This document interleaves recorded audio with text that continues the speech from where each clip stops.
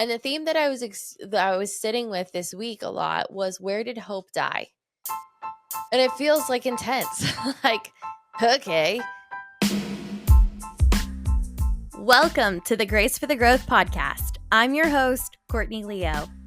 The goal of this podcast is to encourage you on your own growth journey by empowering you to live your life with authenticity, freedom, and confidence. We will get real and raw as we dive into honest conversations about life, faith, business, relationships, dating, healing, and so much more. My goal is that you would walk away from our time together feeling a little less alone, a little less crazy, and a little more brave to be yourself. I hope you will find yourself more compassionate to past you, challenged as present you, and excited for future you. Embrace the story, welcome the messy of it all, sit in the unknown, and most importantly, live authentically. So pull up a chair in my virtual living room and let's dive into today's conversation. Hello, everybody. Welcome back to Grace for the Growth. I'm your host, Courtney Leo Alexander. Man, there has been so much that has happened since the last time we chatted. The biggest news I feel like of recently is Taylor Swift is engaged, and that is really big for me. I recently shared a post on my Instagram about how 2 years ago, when they first started dating, I cried in therapy about Taylor Swift and Travis Kelce dating. And what it led me to realize is that I actually had a lot of like connection with Taylor Swift's teenage years. Like I just felt like she was saying a lot of the words that I was saying. And so like she was singing a lot of the words that like I was feeling, but like couldn't say because I was like too afraid to have feelings. I was too afraid to like name what was going on for me, to name my emotions, to name my feelings because I was in teenage years and I didn't know how to date and I was awkward and weird and situationships were happening and first loves and like the whole thing. And so to be, and like this is where I was 2 years ago walking into therapy, just emotional, the fact that the pursuit that I saw, and again, I have a very parasocial relationship, but the pursuit that I saw, the like excitement that Travis had at her concerts, how excited she was at games, like it was just so, it was high school. It was so high school. And it felt like very healing. It felt very, very exciting. And that left me completely undone. And so teenage Courtney had a lot to say that day 2 years ago. Adult Courtney was single as a Pringle, and all of teenage Courtney was like coming out and emotional. And really, I got the opportunity to dive into and to offer some care. And there's just been a lot of healing that's happened over for teenage Courtney over the last 2 years. And, a couple months after that therapy session, I met Nick, my now husband. And so, that's just been a whirlwind of the last 2 years. So, it's a big day. It's an exciting day because like we all knew it was coming. We all saw it was coming. I am equally not shocked and very shocked at the same time. So, that's where I am at with Taylor Swift. The other thing that happened recently, this is a couple weeks ago, but Kevin Jonas sang a solo song at the Jonas Brothers concert. Major breaking news. So obviously there's so much other things happening in the world, but when it comes to, the very like girlhood essence, which I think is important for me to talk about because like that's part of like those teenage years. It's part of like that excitement. It's part of uh sitting here and saying, there was just a lot of things that were swirling in teenage life and teenage Courtney's life. So that actually really kind of like segues me to today. And what I want to talk about today is talking about hope, and not specifically like what is hope, what could hope look like, but actually looking at the other side and getting really curious about where hope died, about where hope was released, where we stopped hoping. And this came from a couple conversations that I've been having. One, um, I've been doing a couple different speaking opportunities where hope has been the topic of. I did a retreat on it that I was asked to come into, another speaking gig. I've done some trainings around it, and so hope has been topic that has come up about how hope is not this like very light like fantasy. Like we like to say a lot of times, like I really hope this happens, and what we actually probably are meaning is like wishing, like I wish this happens. Wish to me feels like really light. It feels really like fun. It feels really like just joyful, and hope has like a groundedness to it. If you hear any background noise in the back, that both of my dogs are in here, because if they weren't in here, they'd be barking like crazy. So if you hear any like random sounds, you're in my room with me. So that's my dogs are in my room. That's what we get. Anyways, so yeah, so hope being this like very grounded thing, not this like wishy-washy thing. And so what as I've been talking about hope, I was in some sessions this week where it's actually come up with clients, and that's just honestly kind of how the Lord works. Like there's just oftentimes some themes. Like I talk to clients from all across the world who, haven't met each other, and oftentimes there is some sort of theme. There is some sort of correlation. And the theme that I was sitting with this week a lot was, where did hope die? And it feels like intense. Like, okay, great. Like, where did I lose hope? Because the reality is like for many of us, like hope is complicated, right? Hope is this thing that like drives us. It's this thing that like leads us to like keep, hoping, keep believing for the best, like keep moving forward. Yet hope is complicated because for the things that we've hoped for, sometimes they haven't happened the way that we thought they would come. Sometimes they haven't happened the way that we desired that they would come, the how they would come. And so it feels complicated because hoping to hope for something and it not come in the timing that you thought or the way that you thought breeds disappointment. And so there is just this um there's just this complicated relationship. Hope is very risky, right? Hope is very risky. And so I just wanted to give you a thought today. I don't want to take up too much of your time, but I just wanted to give you a thought about and really just invite you to think about, where did hope die? And what I've found as I've sitting with people is a lot of times hope, particularly around a specific topic or hope in general, hope died, and we can source it back to a story. Maybe it was a story in your childhood. Maybe it was a story of your first love. Maybe it was a story of your first situationship. I get to coach a lot of single women who have never been in relationships, or have only been in a few relationships. And a lot of times, they're talking to me because they feel hopeless in their love life. They feel hopeless in what's ahead. They feel like they've just kind of lost hope, and there's just like this despair and this disappointment. And one thing I really love to kind of talk about and explore is, let's go on the path of, what was the moment where you decided to stop hoping? What was happening the day that you gave up?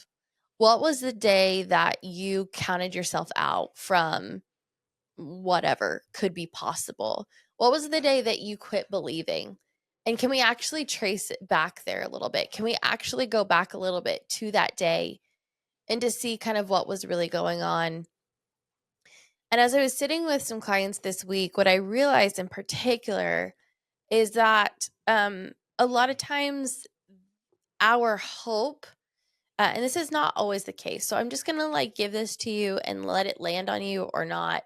But maybe it just gives you something to ponder. But a lot of times what I find is, where hope died is where we were very, very, very specific and very connected and tied to an outcome. When we put more weight on the promise, or when we didn't put as much weight on the promise, and we put more weight on the specific outcome that we were hoping for. So stories come up specifically around losing hope in a relationship when I dreamed and I planned out my whole entire life based on this one guy.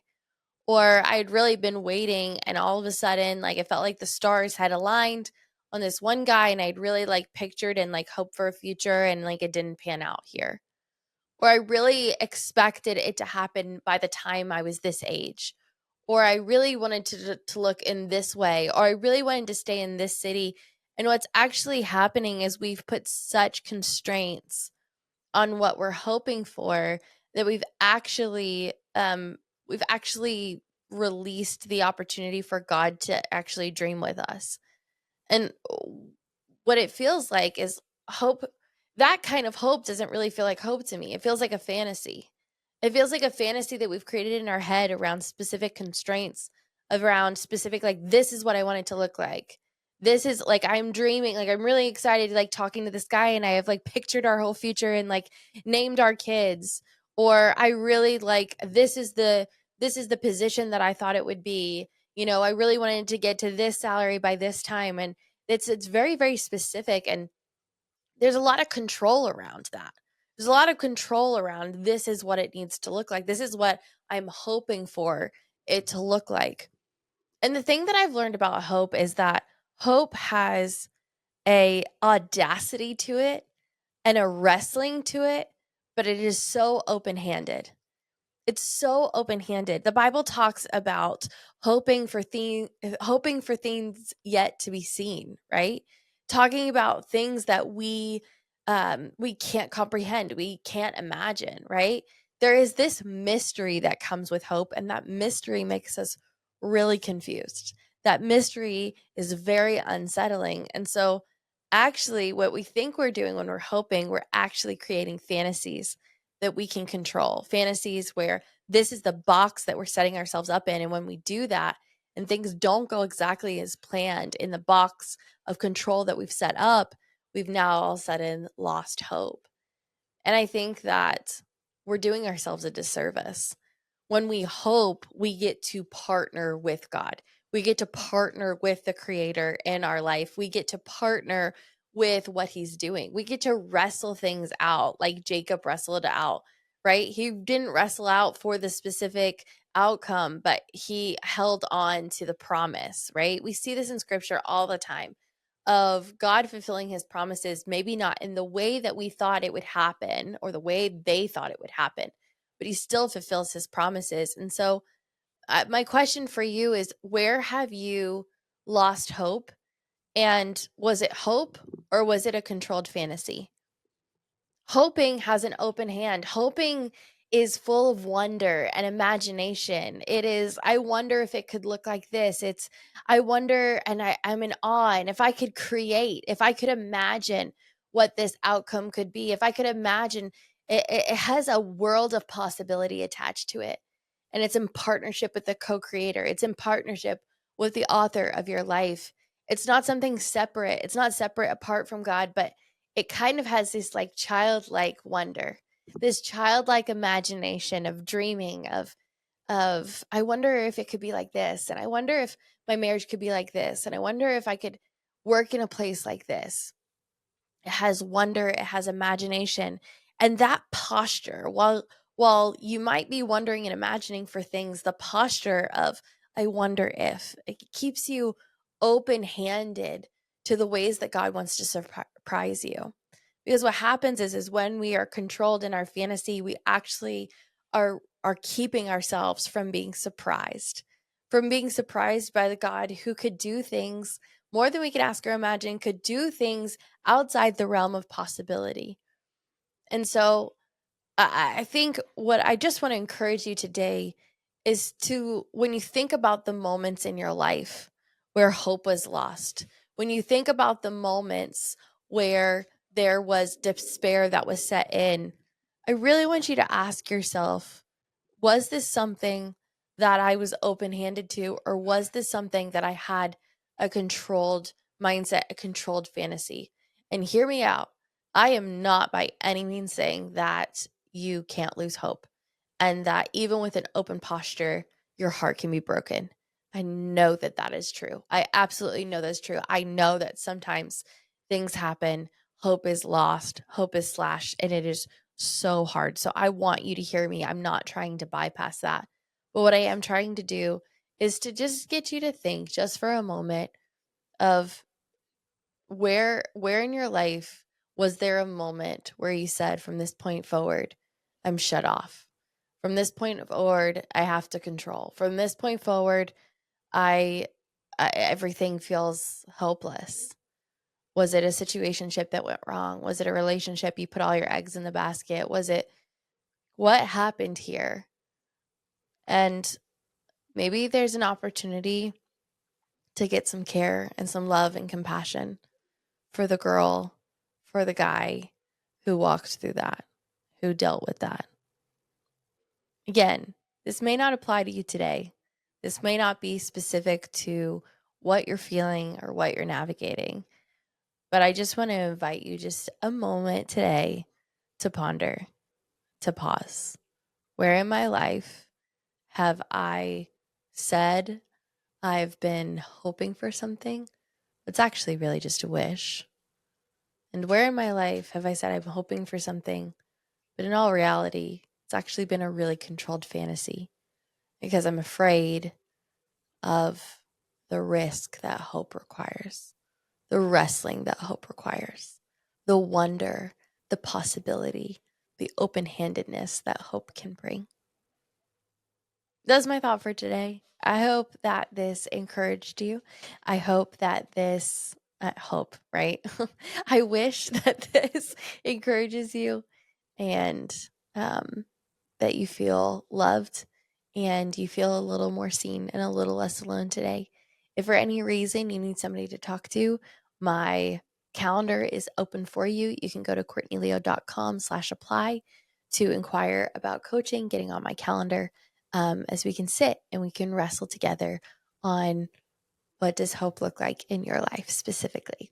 Thanks so much for listening in. Thanks so much for watching. If you're watching here on YouTube, if you could subscribe, that would really help us out so much. And if you're listening on any podcast platforms, if you could go ahead and leave us a review, that would be absolutely wonderful. Thanks so much. I love you guys, and I'll see you all next time. Bye. Thanks for listening to the Grace for the Growth podcast with Courtney Leo. I hope that this conversation encouraged you and inspired you on your own growth journey and as you pursue a life full of authenticity and freedom. I want to encourage you to interact with us on social media at Grace for the Growth and at Courtney Y. Leo.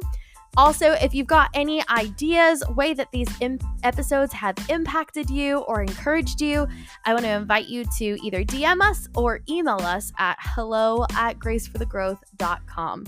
Until next time, I challenge you to embrace your story, welcome the messy, sit in the unknown, and live authentically. Bye-bye now.